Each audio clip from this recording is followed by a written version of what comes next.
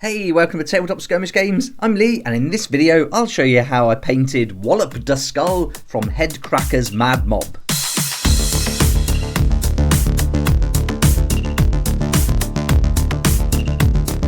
Here he is, Wollop Da Skull from HEDKRAKKA'S Mad Mob, the recent Underworlds Warband release, and he's looking awesome, and my first Orruk I've ever painted, so I was really looking forward to this. And he's primed with a Citadel colour Wraithbone contrast undercoat, but I didn't have any spray left, so I used the base paint.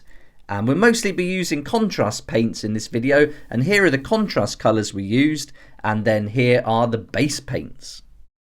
I used the Army Painter Wargamer character brush, but I've been mostly using the Kolinsky No. 2 synthetic brush, and I can highly recommend that. Right, let's get started with our first paint, the Contrast BASILICANUM Grey, and this is going to go all over that base, and I'm putting quite a lot of paint on here. I'm being really generous to make sure it goes into all those cracks and crevices and giving it a nice even coat all around that base. Just look out for that little skull that's on there, but otherwise everything on that base is going to be grey. Then we take some contrast skeleton Horde and I'm going to use that for that little skull there, and you can see that's just tucked behind the little rock. So again, quite generous. This skeleton Horde dries quite pale, and so you want to get quite a lot in the eye sockets and the crevices, so I'm putting quite a lot in there. While that paint's out, I'm also using it for this kind of axe he's got, and again being generous, really putting a fair amount on and making sure it works into all the kind of shadowy areas. And usually I'd start and end my brush strokes where I want most of that paint to build up, and so I do that along here where it meets the little bits of banding and the kind of leather straps that are holding it together. And then I just move that paint around. With this amount of paint, you've got lots of time to wait for it to dry, so you can really work it. Then I'm pushing and pulling it where I want it to end up. And then once it's in place, I leave it alone and let it dry, and then let that contrast paint do the work.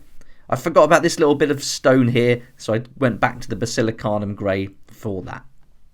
Next is a contrast wildwood, and this is going to be for the handle of the axe here, and so I'm not putting as much paint on now, not going too thick with it, but putting enough so that it does go in those little recesses, like especially on the end there. You want to get a nice amount, and this is going to give us some nice texture.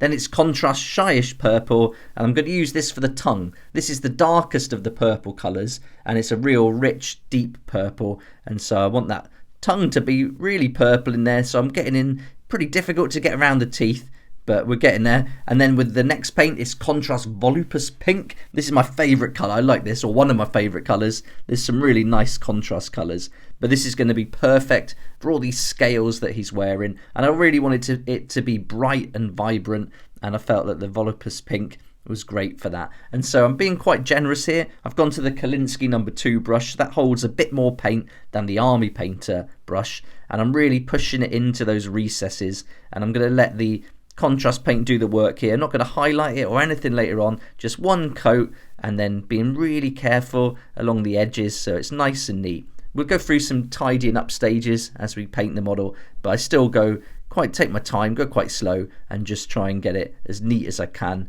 and then really working more paint into those areas with those recesses. And then when I get to the areas near the edge, I kind of got a little bit less paint on my brush, and so then it's not as heavy and it won't spread. Then I take some contrast Magos purple. This is quite a pale, almost like a violet I suppose, and this is going to be for the underside of that scale cloak that he's wearing, and so I want this to be quite pale, and then going to give that a nice coat. Not too much paint here, I haven't loaded the brush up, but just enough so it gives a nice even coat, and you can see it already starts to pool in those little recesses to give us a little bit of shadow. And then along this line, just taking my time where it meets his leg, just to be as careful as I can, and then just limiting the amount of work I have to do in the tidy up stage. The next paint is the Griffhound Orange, and just a little touch of orange here to go on this little bit of fur that he's wearing, and this is to represent the biggest enemy that my Orruks are going to have, which are the Beasts of Chaos, and so they like to keep a little trophy from them when they fight. Then I'm moving on to the contrast skeleton Horde, and this is going to be for this little kind of tooth or horn. I'm thinking it's a horn again from the Beasts of Chaos, and so I'm giving that a nice coat. Not loads of paint, but you can see I'm wiping the paint off on the edge of the model, and then getting some BASILICANUM Grey while that's still wet, and just blend in a tiny bit at the base of that, just to show that it's kind of weathered, it's a bit old, and the colours have changed a little bit. and then I go on to a really nice colour, Contrast Talasar Blue, and I'm going to just use the little beads here to give that blue colour, just to mix it up a bit. And this will tie him in when we start painting the other models who've got a lot of feathers. Certainly that Wurgog Prophet, he's going to have some blue feathers. This will tie him in with the rest of the warband. Then I took some shade, the Null Oil, and I thought I'd just go in the mouth and just completely fill this with that shade. So I've gone over the tongue, gone behind the teeth, tried to get in all the gaps there as much as I can, and that's going to give us plenty of shadow. Then it's time to tidy up with some base paint, the Wraithbone, and I'm just going over any little areas where I've made a mistake, where I've gone over with the paint, certainly around the teeth here and the mouth with that Null Oil and the Shyish purple on the tongue. That's quite messy, so I'm just really taking my time and tidying that up. And as I keep spinning the model, I notice there's some here, and don't worry if you do make a mistake over contrast paint, because some of them are quite easy to fix. So here you can see that skeleton horde has dried, and that's finished really, but I'm having to go back and tidy up. So I give it a coat of this Wraithbone, and then we'll go over it again with the skeleton horde later on, and you won't even know that there was anything wrong and a mistake had been made. So really easy to fix any mistakes, so don't worry too much if you do that.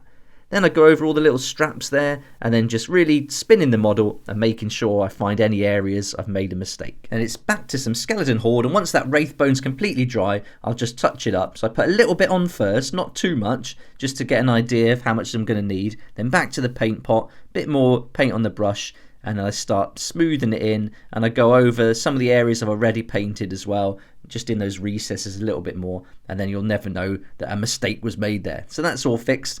And now I'm going to take some Vallejo 0.989 Sky Grey, and we're going to do a bit of dry brush here. So I've got this really old scruffy brush, just put a tiny bit of paint on the kitchen towel because I'm not going to use much at all. Load that brush up and then wipe as much paint as I can off on the paper towel.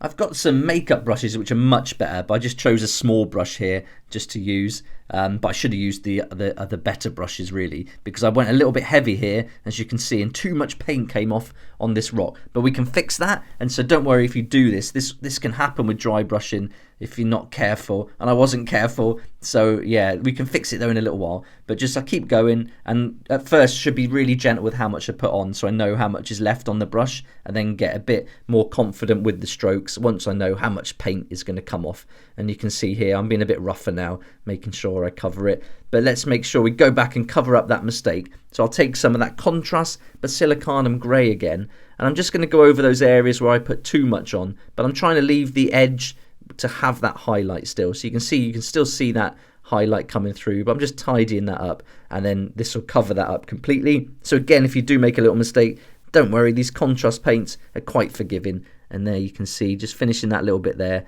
that we've covered it up completely, and that all blends in nicely. Next, it's the Contrast Snakebite leather. This is going to be for all the straps on the axe and on the little cloak here that it's holding it together, and so just being careful. That's one of the keys with the contrast paints. Just be really neat and tidy, and if you do go over the edges, just tidy them up with the Wraithbone before you put the next colour on. And if you're neat, you can get some really nice effects with the contrast paints.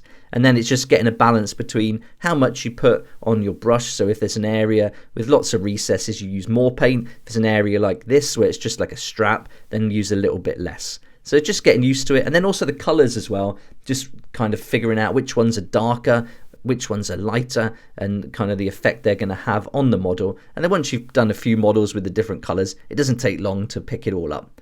But here we are, so I'm just finishing off these straps now and making sure they all get a nice coat of this. So again, not too much paint, but this snakebite leather is perfect for leather like this. Really nice colour, really golden yellowy brown. Right, now we're taking some contrast plague bearer flesh, and this is a technique I saw on another video by someone called the Painting Coach, so I can recommend checking out his videos if you haven't seen him yet, and I'll put a link in the description below. And in his video he did a layer of plague bearer's flesh and then put a wash over it, like a shade, but I didn't have that colour shade, so I thought I'd try a different thing. So I've gone with the plague bearer flesh first, and then later we'll do a mix of contrast medium and another green colour, and we'll use that almost like a kind of shade or a wash, and we'll see how that works. And but yeah, so I'll put the link in the description for that video, because I think it's a great technique, and I really like layering up the contrast paints. I've done it with the cloaks a lot. Anytime I do a red cloak, I'll generally do an orange first and then go over it with red, because then on the raised areas you get that orange coming through as a highlight, and so that's the effect I'm going with here with the Plague Bearer flesh. That'll come through and give us almost like a yellowy highlight over that green that we're going to put over later. So that's the idea here with using these two colours. You could just do one coat of the green you like. You could even go with this colour. It's quite a pale green, yellowy pale green. But there's so many different choices. You've got Dark Angels green, Militarium green, Creed camo and Warp Lightning, and also Ork Flesh. So you've got lots of greens to choose from. But I think this technique is one way to go about it, using two of them. But I really need to experiment a bit more and try some of those other greens. But we're getting there now. We're covering him all in that Plague Bearer flesh. Now I've left the face till last, so I'm going to avoid the teeth, get a lot more paint in that recess of the ear, in the eye sockets, the nostrils, all those areas, really work it in. And this is going to help as we start layering up that next layer of paint. We're going to start getting some nice shadows coming through. And then just finishing the top of the head here, pretty tricky to get to, so just make sure you move the model so it's nice and easy for you to get your brush in. Then I took some technical contrast medium and contrast orc flesh, and I did a mix of 4 or 5 parts contrast medium to 1 part orc flesh. And now I made a little mistake here. I was being a bit too careful, and I should have been a bit more bold. I should have really done a 3-to-1 mix. But you'll see here that I'll do a coat of this, and then I do another coat to make up for it, because this isn't enough doing just this one coat. Too much of that yellow is coming through from the Plague Bearer flesh, and so I didn't like it. It was a bit patchy, so I went over with 2 coats. But I would recommend going for 3 parts medium to 1 part orc flesh, and then just doing 1 coat over the Plague Bearer flesh, and I think you'll get a much better effect. This is my first ORRUKS, so I really want to get the ORRUKS looking cool, because I've got a whole warband that I want to get painted up, and they're going to feature heavily in the campaign with my Beasts of Chaos, and so I want to get this green right. So in some of the next videos coming out, I'm going to try some of the different greens.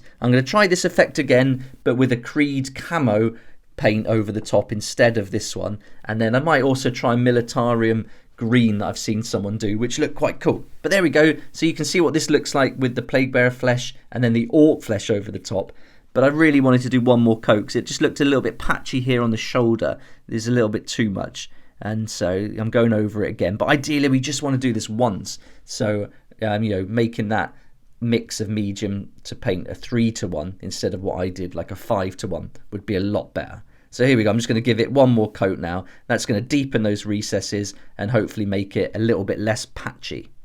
Around the face here, we have got some nice highlights coming through from that Plague Bearer flesh, so I just want to keep those on the edges. So with this coat now, I'm just almost going over the larger areas and the recesses, but keeping those raised areas around the lip, the top of the ears.